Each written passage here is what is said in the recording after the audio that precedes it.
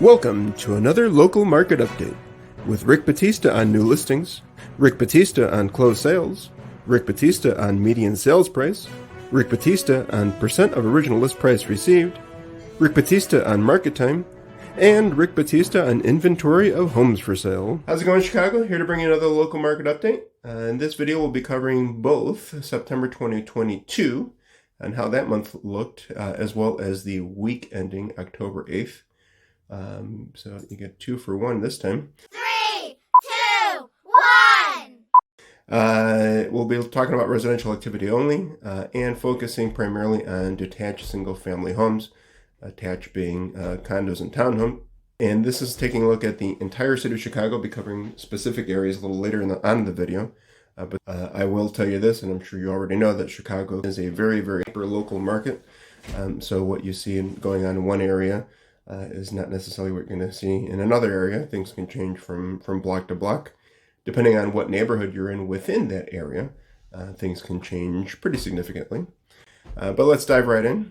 So again, entire city of Chicago, new listings for all properties, residential properties, was down by 20.4% last month. Closed sales down 23.5%, and inventory of homes down by 17.9%. Entire city of Chicago. First, comparing the 2 Septembers of just last month to 2021, new listings down by 2.7% to 1,919. Closed sales down by nearly 20% to 108. Median sales price up by 1.4%, $300K. Please keep in mind that median sales price is not the average sales price. $300,000 is certainly not the average sale price for a single-family home in Chicago. That can vary from area to area, neighborhood to neighborhood. But that is the number that's smack dab in the middle, so the equal number of homes sold for higher than and less than that amount. Percent of original list price received, 96.5%, down by 2% comparing to September 21. Average market time was 55 days in the market, which was higher than 26.5%. And that's to no surprise, given the market changes. Inventory of homes for sale, we finished the month of September with 3,040, which was higher than the September prior by 6.6%. Now looking at year-to-date, new listings, this is comparing January through September of this year and 2021. New listings pretty close, increase of 4.6% to 15,925 new listings. Closed sales down by 3.6%, 8,266. And median sales price, $320K, which was pretty even compared to year-to-date 2021, down by 0.3%, so just a slight change there. Percent of original list price received, 98.4%, down by 0.9%. And market time, 51 versus 54, a decrease of 5.6%. Now looking at the week ending of October 8th, 2022, we're looking at year-over-year changes. New listings for detached single-family homes was down by 1.2%. Attached single-family homes, condos and townhomes, down by 37.5%. Under contract year-over-year changes, detached single-family homes, 14.7% less. And attached down by 32.7%. Homes for sale, we have an increase of 7.9%, which was higher than last week. I think we were at about 5.5% increase last week. Attached single-family homes down by 29%.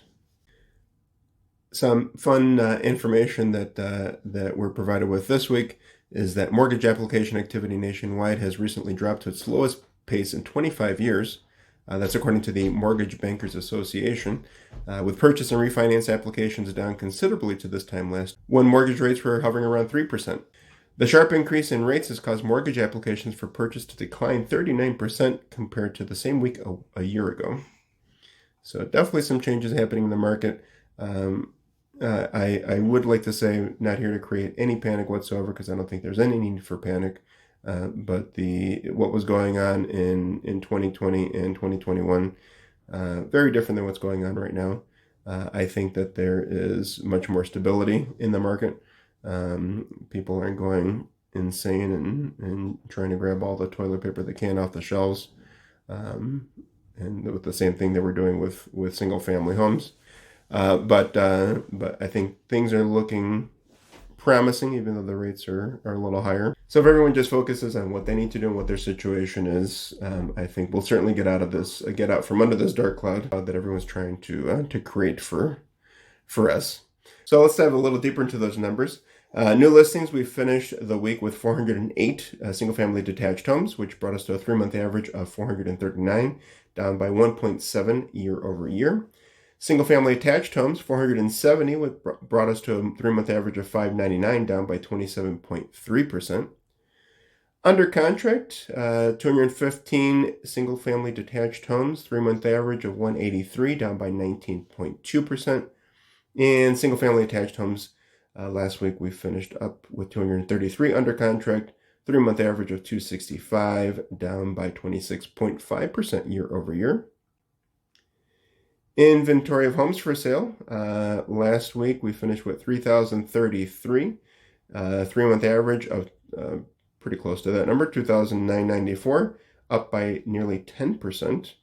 And single-family attached finished off the week with 4,673 homes, 3-month average of 4,902, down by nearly 26%. Another thing I'm not going to dive too deep into, but just to keep you informed, because I know some people are interested in bank-owned property, whether it's foreclosed, REO, pre-foreclosure, short sale. According to the lender-mediated report for September 2022, saw a slight increase year over year of REO properties, but a significant decrease, cut in half for short sales. Looking at this past September and the September prior, there were 39 REO transactions this year compared to 28 last year, so that was up by 39.3%. Short sales down by 50%, 7 this year, 14 last year. And if you take a look at the chart here, you can see over the years how bank-owned properties has decreased significantly. We are anticipating, because of what happened in the last couple of years, that foreclosures or bank-owned properties, perhaps even short sales, is going to increase in the coming months or within the next, couple of years. But just to put things in perspective right now, again, not causing any panic, just providing you with the data.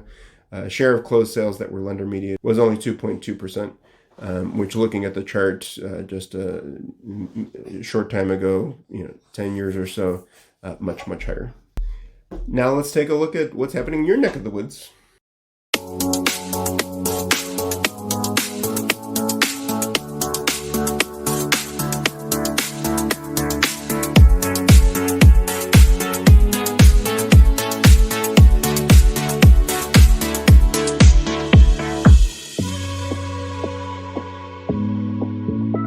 So, as you can see, what's happening in your area is not necessarily what's happening all across Chicago. If you'd like a copy of this report or any of the 77 areas throughout the city, please feel free to reach out. I will be more than happy to share that with you in a PDF format. I am also very interested in seeing your comments below. How do you feel the market's doing right now? How has it impacted you directly? Where do you think it's going? Where do you see us a year, 2 years, 5, 10 years down the road here in Chicago? Thank you so much for spending some time with us. I really appreciate it. Hope you enjoy the rest of your day, and we'll see you next week.